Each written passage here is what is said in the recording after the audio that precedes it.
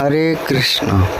श्रीमद्भागवतम पंचम स्कंद 22वां 23वां और 24वां अध्याय।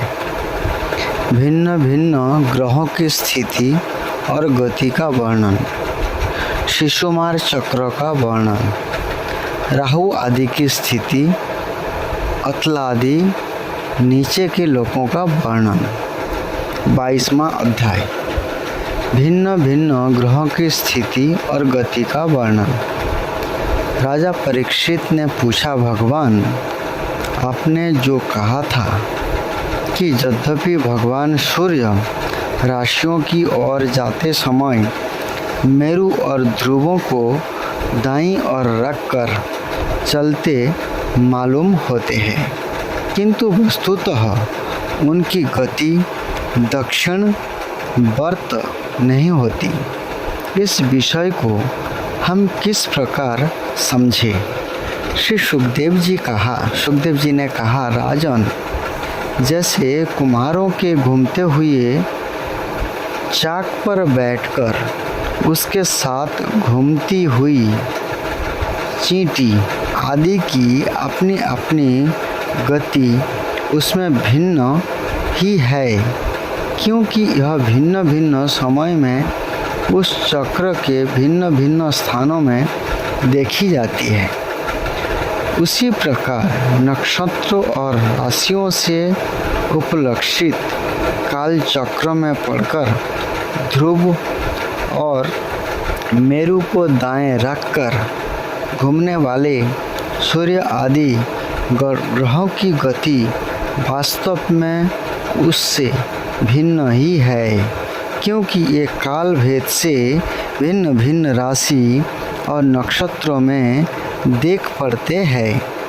वेद और विद्वान लोग भी जिनकी गति को जानने के लिए उत्सुक रहते हैं, वे साक्षात आदि पुरुष भगवान नारायण ही लोगों के कल्याण और कर्म की शुद्धि के लिए अपने वेदमय विग्रह काल को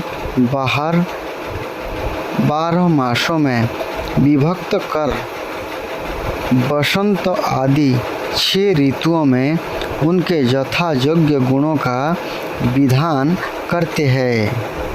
इस लोक में वर्णाश्रम धर्मों का अनुसरण करने वाले पुरुष वेदत्रयी द्वारा प्रतिपादित छोटे बड़े कर्मों से इंद्र आदि देवताओं के रूप में और योग के साधनों से अंतर्जामी रूप में उनकी श्रद्धापूर्वक आराधना करके सुगमता से ही परम पद प्राप्त कर सकते हैं। भगवान सूर्य संपूर्ण लोकों के आत्मा है। ये पृथ्वी और धूलोक के मध्य में स्थित आकाश मंडल के भीतर काल चक्र में स्थित होकर 12 मासों को भोगते हैं, जो संवत्सर के अवयव है और मेष आदि राशियों के नाम से प्रसिद्ध है। इनमें से प्रत्येक मास चंद्रमान से शुक्ल और कृष्ण को 2 पक्ष का, पितृमान से 1 रात और 1 दिन का तथा सौरमान से 2.25 नक्षत्र का बताया जाता है। जितने काल में सूर्यदेव इस संवत्सर का 6ठा भाग भोगते हैं, उसका यह अवयव ऋतु कहा जाता है। आकाश में भगवान सूर्य का जितना मार्ग है, उसका आधा ये जितने समय में पार कर लेते हैं, उसे एक अयन कहते हैं, तथा जितने समय में ये अपनी मंद, तीव्र और समान गति से स्वर्ग और पृथ्वी मंडल के सहित पूरी आकाश का चक्कर लगा जाते हैं उसे अवान्तर भेद से संवत्सर, परिवत्सर, ईडावत्सर, अनुवत्सर अथवा वत्सर कहते हैं, अर्थात साल।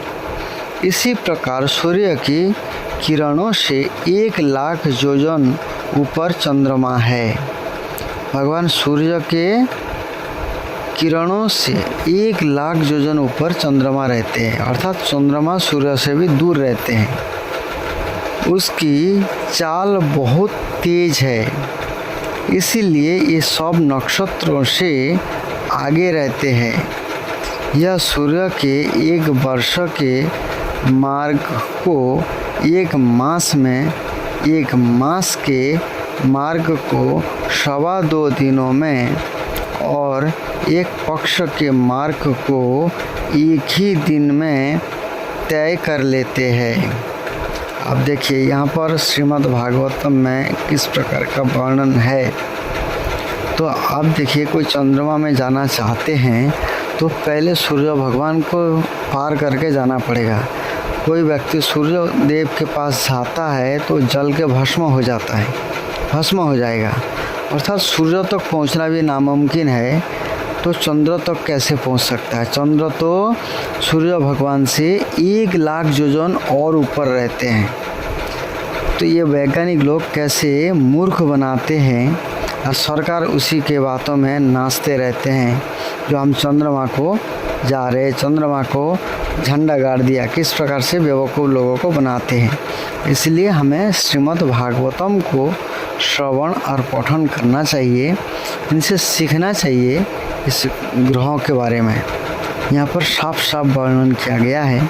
श्रीमद् भागवतम के 5वें स्कंद के 22वां अध्याय में पढ़ना चाहिए लोगों को। यह कृष्ण पक्ष में क्षीण होती हुई कलाओं से पितृगण के और शुक्ल पक्ष में बढ़ती हुई कलाओं से देवताओं के दिन रात का विभाग करता है तथा 30-30 मुहूर्तों में एक एक नक्षत्र को पार करता है।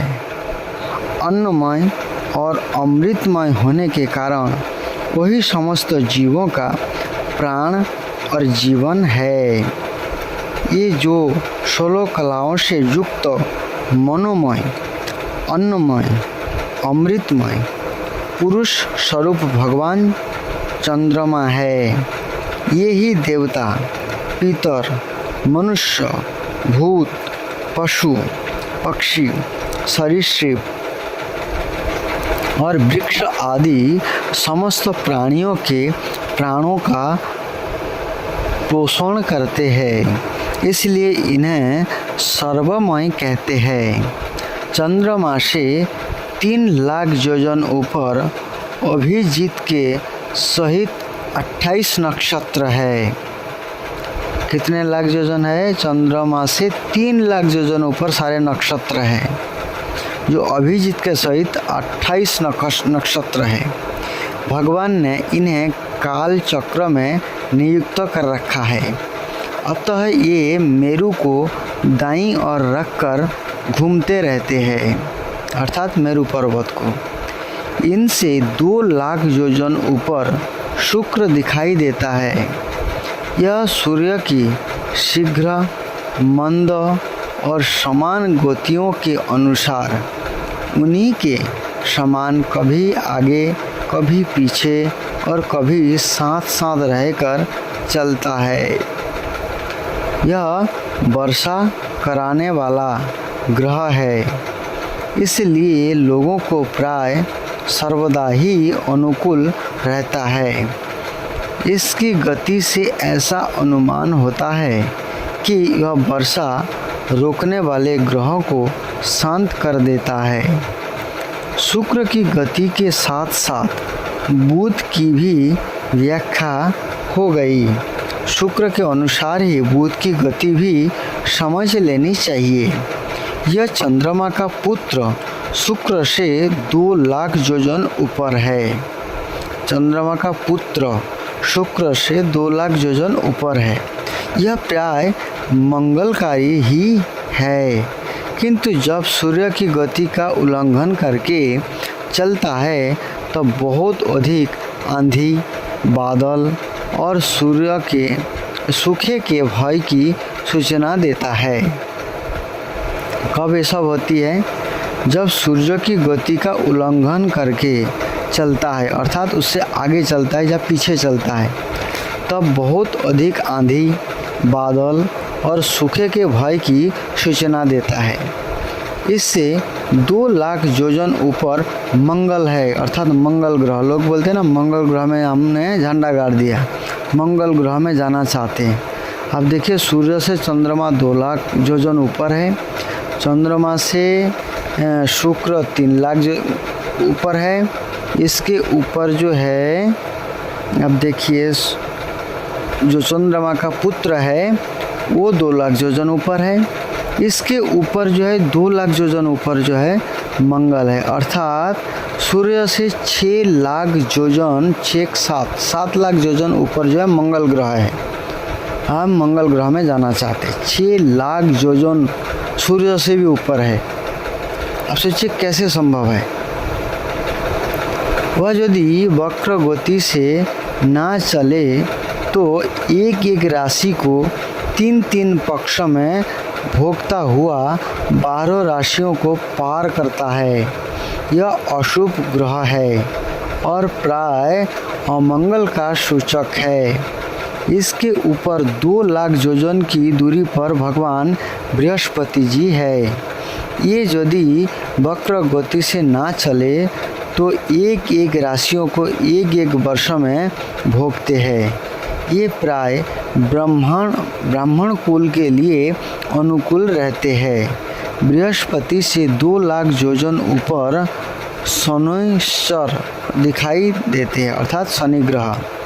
ये 30 महीनों तक एक एक राशि में रहते हैं, अतः इन्हें सब राशियों को पार करने में 30 वर्ष लग जाते हैं। ये प्राय सभी के लिए अशांति कारक है।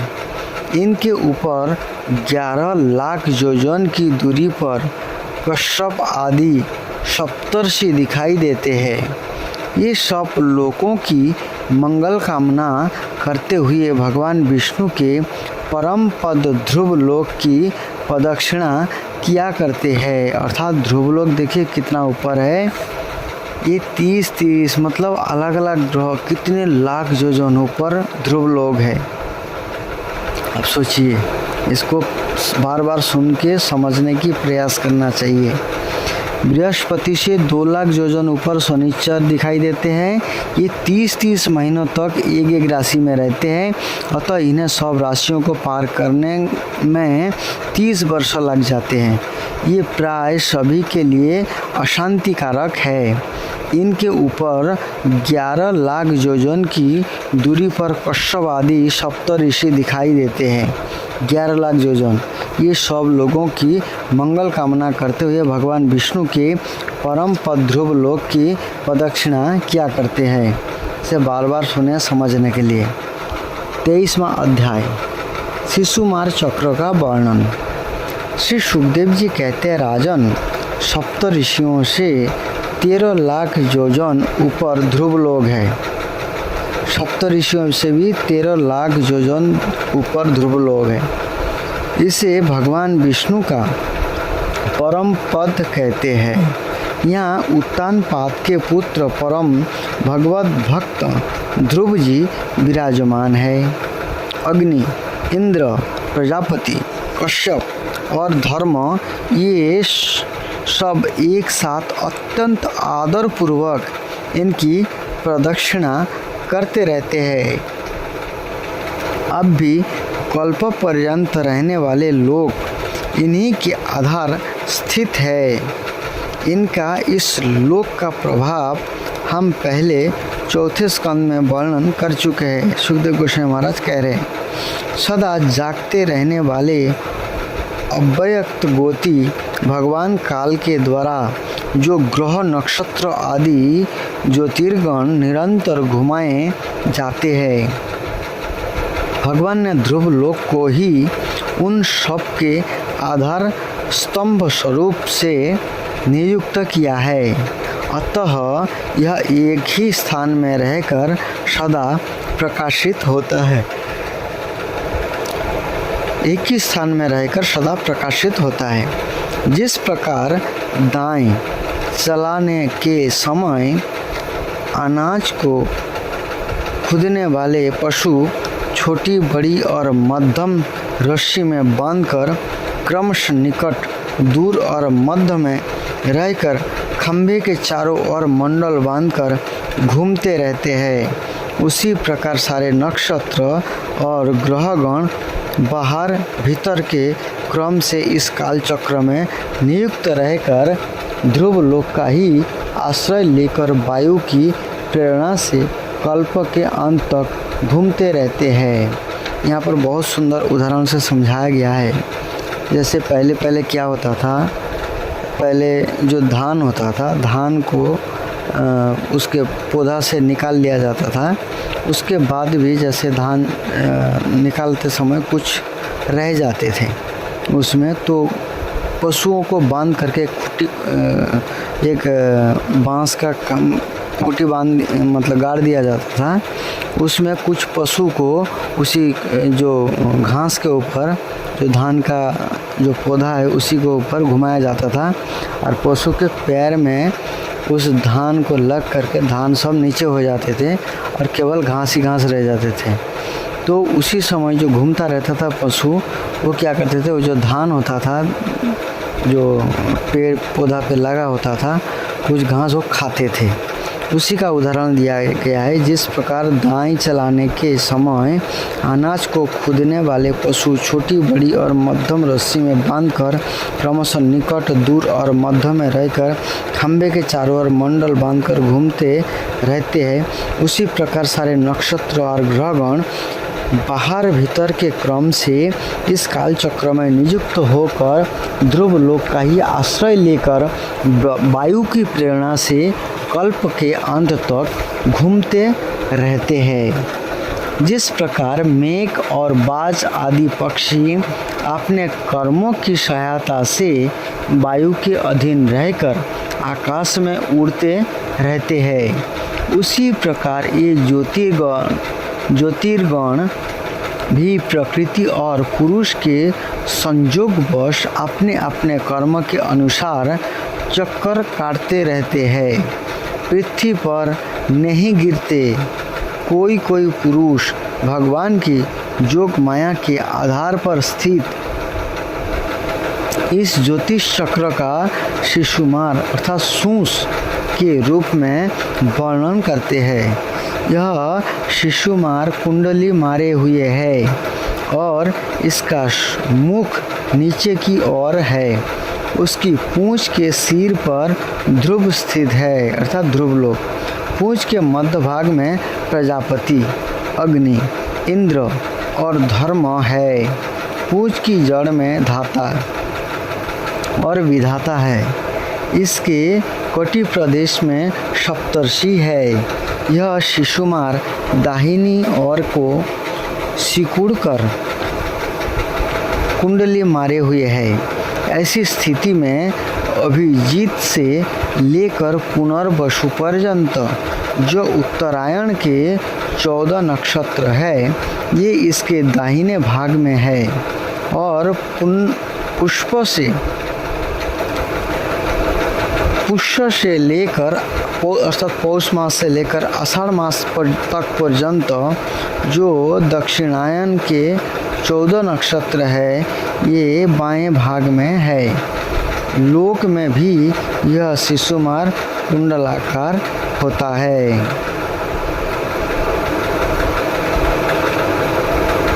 ये जो उत्तरायण और दक्षिणायन के बारे में बताया गया है। पौष मास से लेकर के आषाढ़ मास पर्यंत क्या होता है, दक्षिणायन होते हैं। पौष मास से आषाढ़ मास अर्थात श्रावण, भाद्र, आश्विन, कार्तिक, अघ्राण मास, ये 6 मास जो है ये उत्तरायण होती है। और दक्षिणायन जो होती है ये पौष, माघ, फाल्गुन, चैत्र, बैसाख, ज्येष्ठ, आषाढ़, ये दक्षिणायन का समय होता है।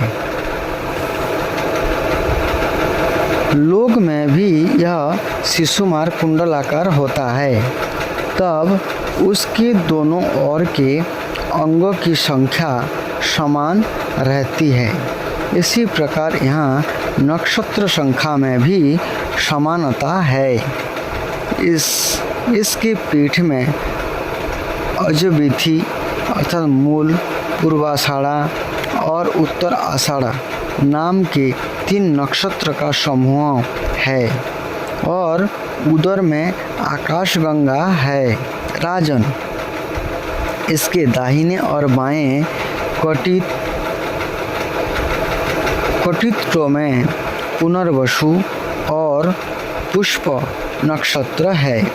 पीछे के दाहिने और बाएं चरणों में आद्रा और अश्लेषा नक्षत्र है तथा दाहिने और बाएं नथुनों में क्रमशः अभिजीत और उत्तराषाढ़ा है।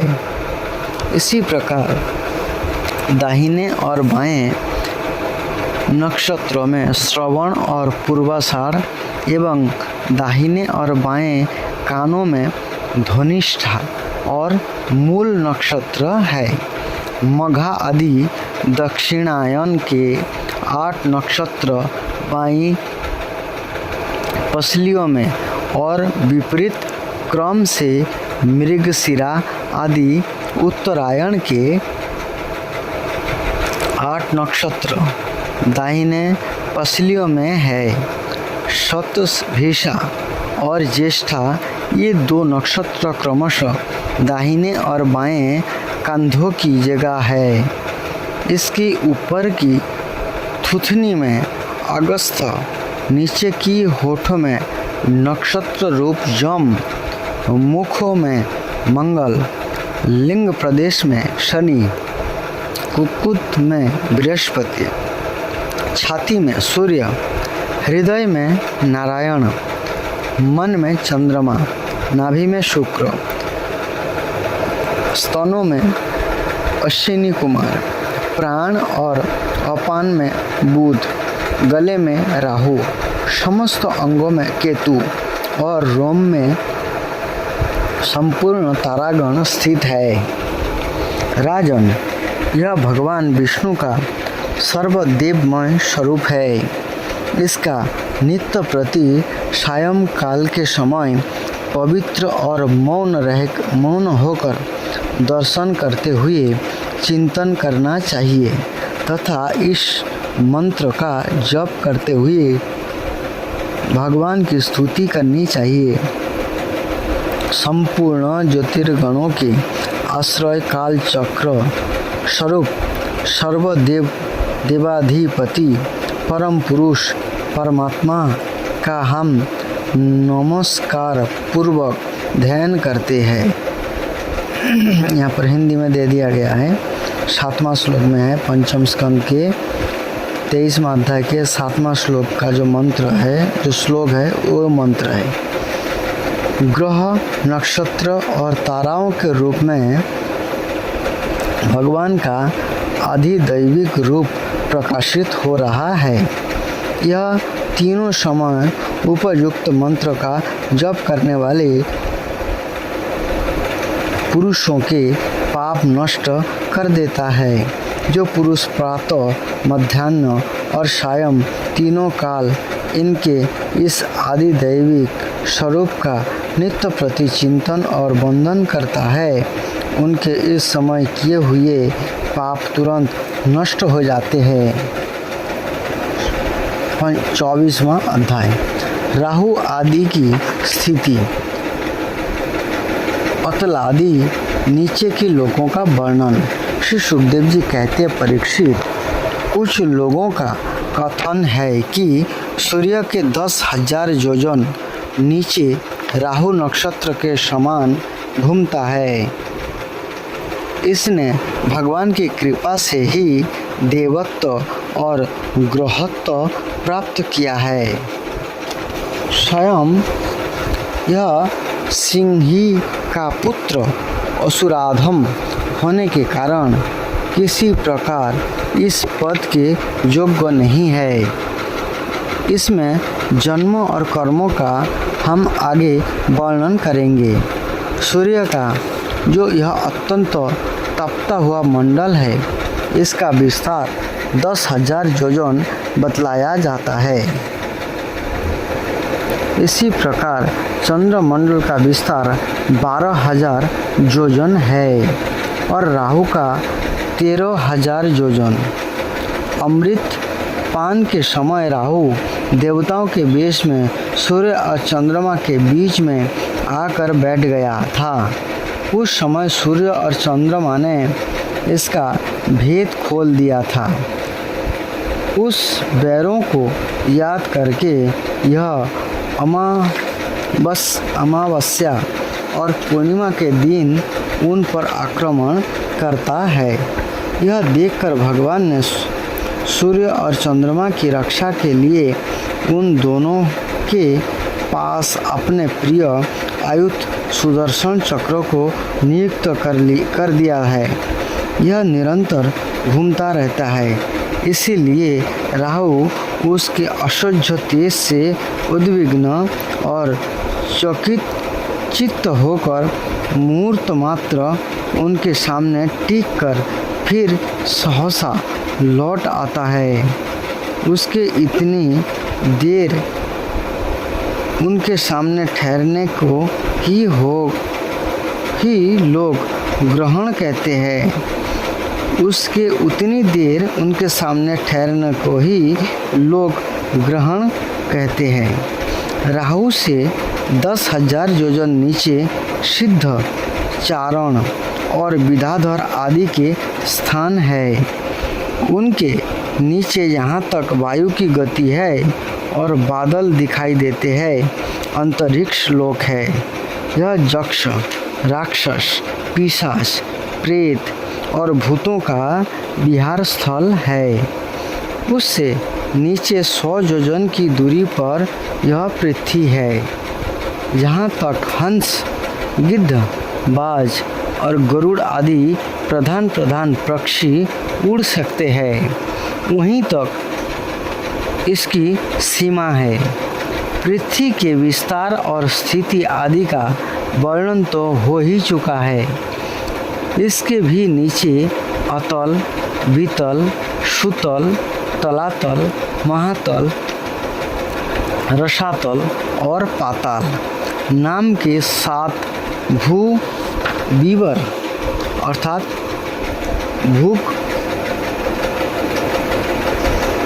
भूगर्भस्थित बिलजा लोक है। ये एक के नीचे एक 10,000 योजन की दूरी पर स्थित है। मतलब एक लोक जो है 10,000 योजन की दूरी उसका सीमा है। अर्थात पृथ्वी लोक के नीचे जो लोक है, जिनको क्या कहते हैं, अतल कहते हैं। अतल लोक पृथ्वी से 10,000 योजन नीचे है। अतल लोक से बीतल लोक की दूरी 10,000 योजन है और बीतल लोक से सुतल लोक की दूरी 10,000 योजन है। और फिर तलातल लोक 10,000 योजन, महातल लोक 10,000 योजन, रसातल लोक 10,000 योजन और पाताल 10,000 योजन मतलब दूरी पर स्थित है। अर्थात पृथ्वी के ऊपर का जो लोग है, पृथ्वी से ऊपर, वो भी 10,000 योजन का ऊपर भूवा लोग है। फिर उसके 10,000 योजन ऊपर जो है स्वर्ग लोग हैं। इस प्रकार से अलग अलग लोग हैं।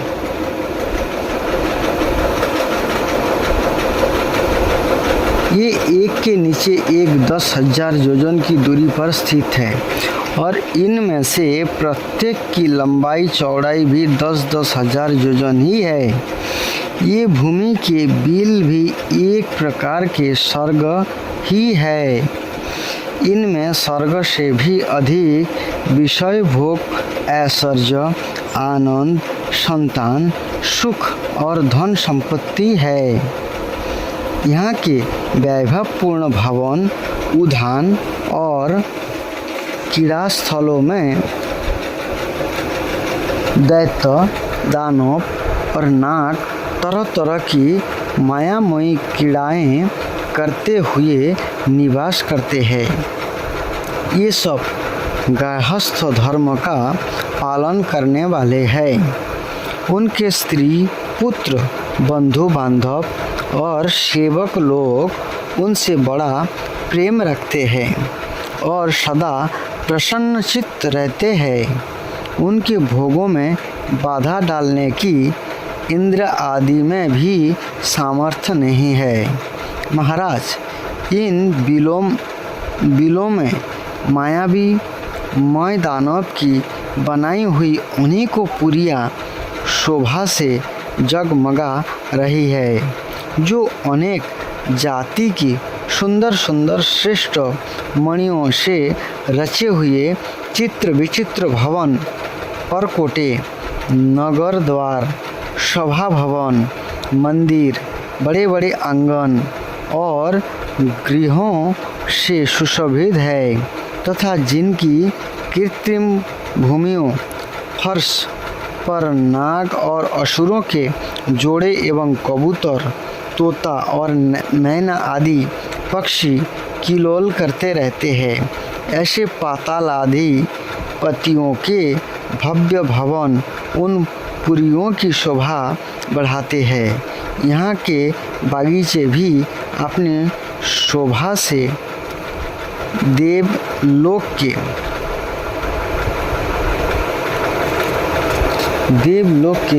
उद्यानों की शोभा को मात करते हैं। उनमें अनेकों वृक्ष है जिनकी सुंदर डालियाँ फूलों के गुच्छों और कमलों के भार से झुकी रहती है तथा जिन्हें तरह तरह की लताओं ने अपने अंग पश से बांध रखा है।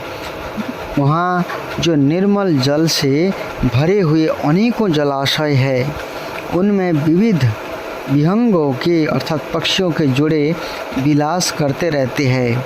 इन वृक्षों और जलाशयों की सुषमा से ये उद्यान बड़ी शोभा पा रही है।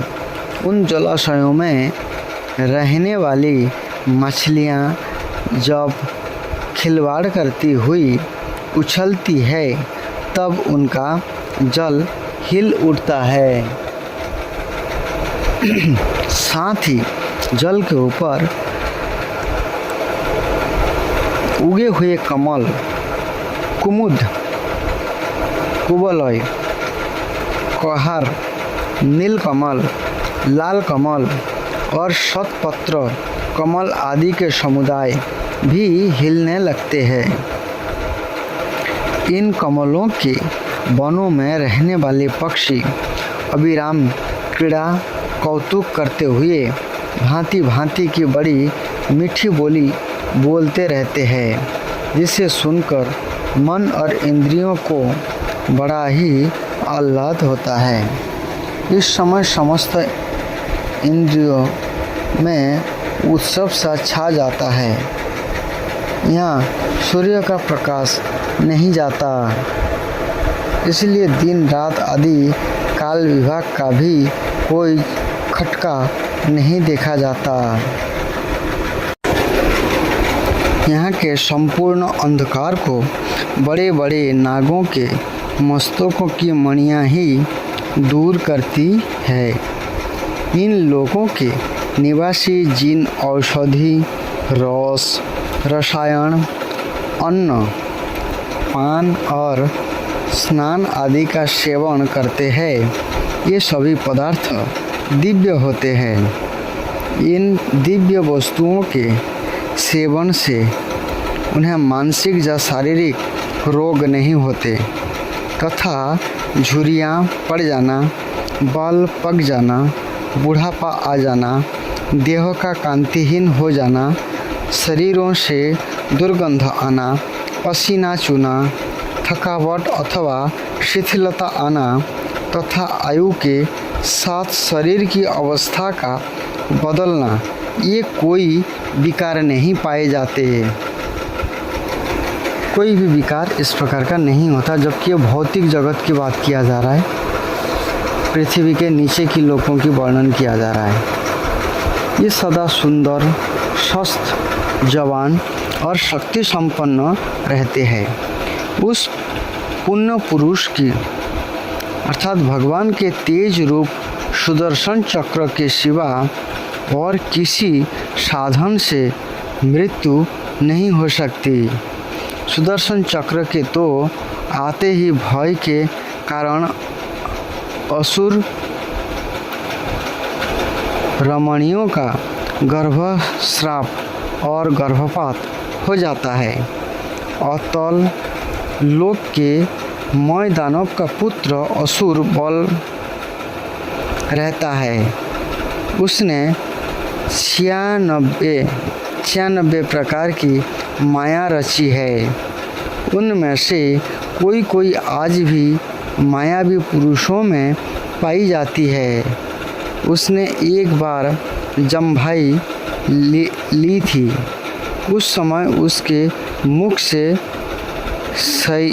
शरीरिणी अर्थात केवल अपने वर्णों के पुरुषों से रमण करने वाली कामिनी अर्थात बहुत सारे स्त्रियां, अन्य वर्णों के पुरुषों से भी समागम करने वाली और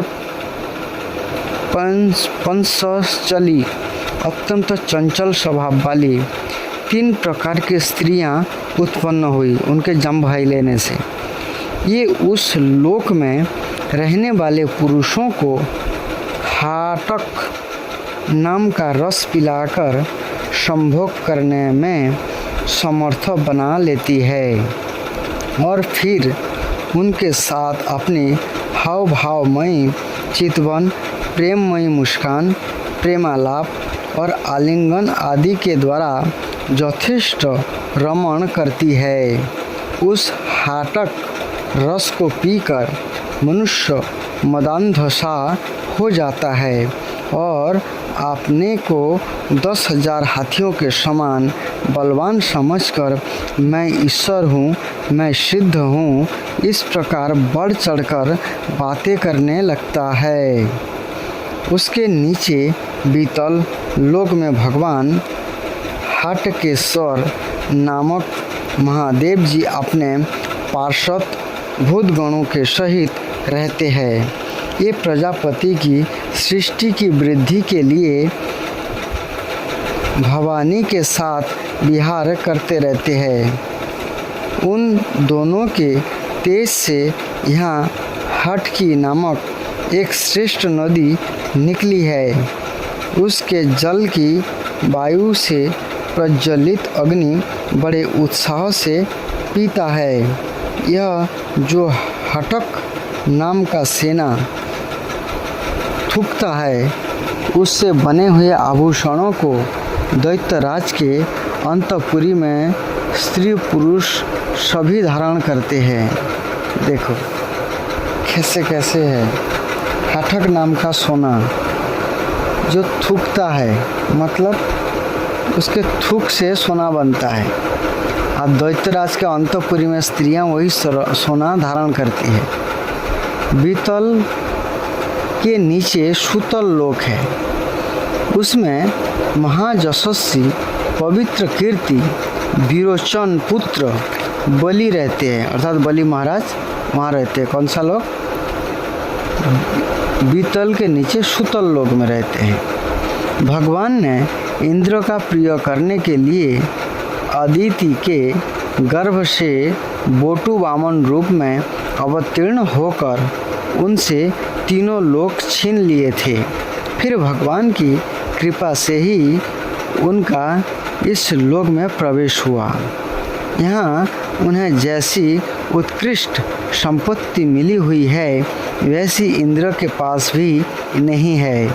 अतः ये उन्हीं पूज्यतम प्रभु की अपने धर्माचरण द्वारा आराधना करते हुए यहाँ आज भी निर्भयता पूर्वक रहते हैं। राजन, संपूर्ण जीवों के नियंता एवं आत्मस्वरूप परमात्मा भगवान वासुदेव जैसे पूज्यतम पवित्रतम पात्र के आने पर उन्हें परम श्रद्धा और आदर के साथ स्थिर चित्त से दिए हुए भूमिदान का वही कोई मुख्य फल नहीं है कि बलि को सुतल लोक का ऐश्वर्य प्राप्त हो गया। यह ऐश्वर्य तो अनित्य है, किंतु यह भूमिदान तो साक्षात मोक्ष का ही द्वार है। अर्थात जो भूमि दान करते हैं भगवान की सेवा के लिए, ये मोक्ष का द्वार बताया गया है। भगवान का तो छींकने, गिरने और फिसलने के समय विवश होकर एक बार नाम लेने से भी मनुष्य सहसा कर्म बंधन को काट देता है। यहाँ पर भगवान के नामों का महत्व बताया जा रहा है। जबकि मुमुक्षु लोग अर्थात जो मुक्ति पाने वाले लोग हैं, इस कर्म बंधन को योग साधन आदि अन्य लोगों को उपाय का आश्रय लेने पर बड़े कष्ट से कहीं कट जाते हैं। अतएव आपने संयमी भक्तों और ज्ञानियों को स्वस्वरूप प्रदान करने वाले और समस्त प्राणियों के आत्मा श्री भगवान को आत्मभाव से किए हुए भूमिदान का यह फल नहीं हो सकता। भगवान ने यदि बलि को उसके सर्वस्व दान के बदले अपनी विस्मृति कराने वाला यह मायामय भोग और ऐश्वर्य ही दिया, तो उन्होंने उस पर यह कोई अनुग्रह नहीं किया।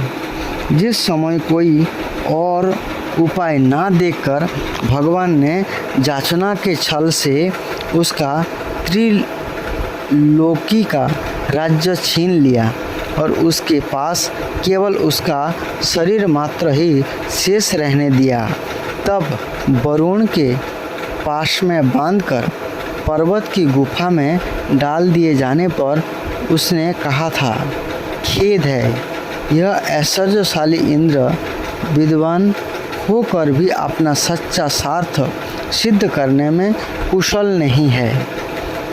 इसने सम्मति लेने के लिए अनन्य भाव से बृहस्पति जी को अपना मंत्री बनाया, फिर भी उनकी अवहेलना करके इसने श्री विष्णु भगवान से उनका दास्य न मांगकर उनके द्वारा मुझसे अपने लिए ये भोग ही मांगे। ये तीन लोक तो केवल एक मनमंत्र तक ही रहता है, जो अनंत काल का एक अवयव मात्र है। भगवान के कई कर्ज के आगे भला इन तुच्छ भोगों का क्या मूल्य है। हमारे पितामह प्रहलाद जी ने भगवान के हाथों अपने पिता हिरण्यकशिपु के मारे जाने पर प्रभु की सेवा का ही वर मांगा था। भगवान देना भी चाहते थे, तो भी उनसे दूर रहने वाला समझकर उन्हीं ने अपने पिता का निष्कंटक राज्य लेना स्वीकार नहीं किया। ये बड़े महानुभाव थे। मुझ पर तो ना भगवान की कृपा ही है और ना मेरी वासनाएं ही शांत हुई है। फिर मेरे जैसा कौन पुरुष उनके पाप मेरे जैसा ये बलि महाराज कह रहे हैं, मेरे जैसा कौन पुरुष उनके पास पहुंचने का साहस कर सकता है। राजन, इस बलि का चरित्र हम आगे अष्टम स्कंद में विस्तार से कहेंगे। अपने भक्तों के प्रति भगवान का हृदय दया से भरा रहता है। इसी से अखिल जगत के परम पूजनीय गुरु भगवान नारायण हाथों में गदा लिए सुतल लोक में राजा बलि के द्वार पर सदा उपस्थित रहते हैं। एक बार जब दिग्विजय करता हुआ घमंडी रावण यहाँ पहुँचा, तब उसे भगवान ने अपने पैर के अंगूठे की ठोकर से ही लाखों योजन दूर फेंक दिया था। तो रावण गया था बलि सुतल लोक में, तो भगवान ने एक लात मारा, मतलब अंगूठा लगा खाली, उसी से लाखों योजन दूर फेंक दिए थे रावण को। सुतल लोक से नीचे तलातल है।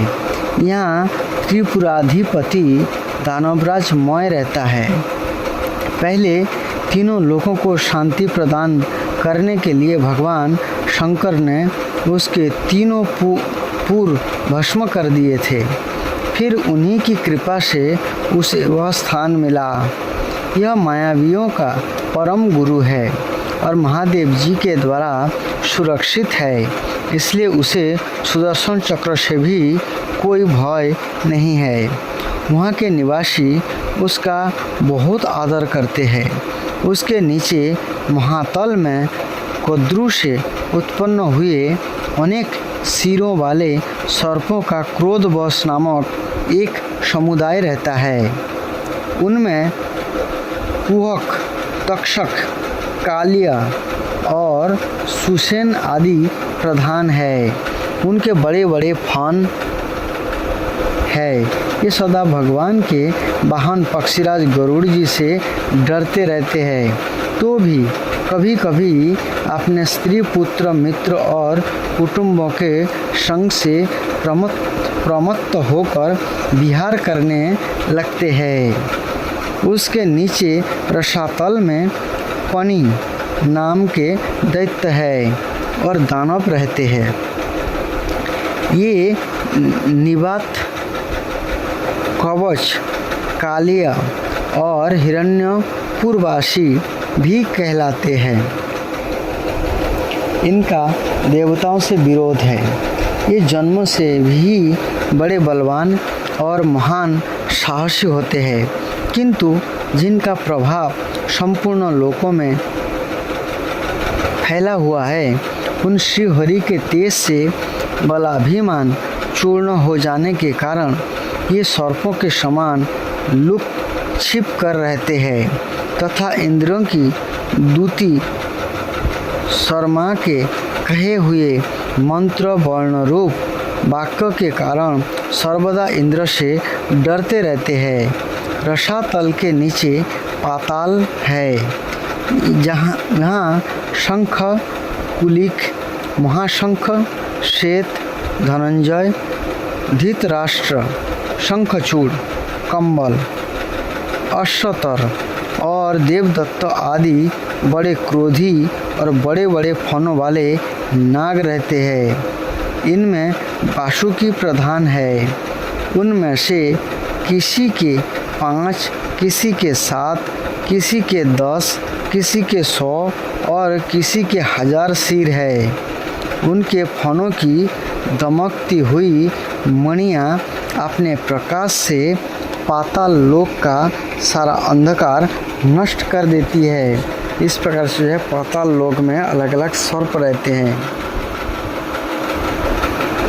चतुर्थ भवस्राव पातो पंचमष्टयो, अर्थात चौथे मास तक जो गर्भ गिरता है उसे गर्भस्राव कहते हैं। अर्थात आगे जो वर्णन हुआ है उसी का वर्णन यहाँ पर दिया गया है।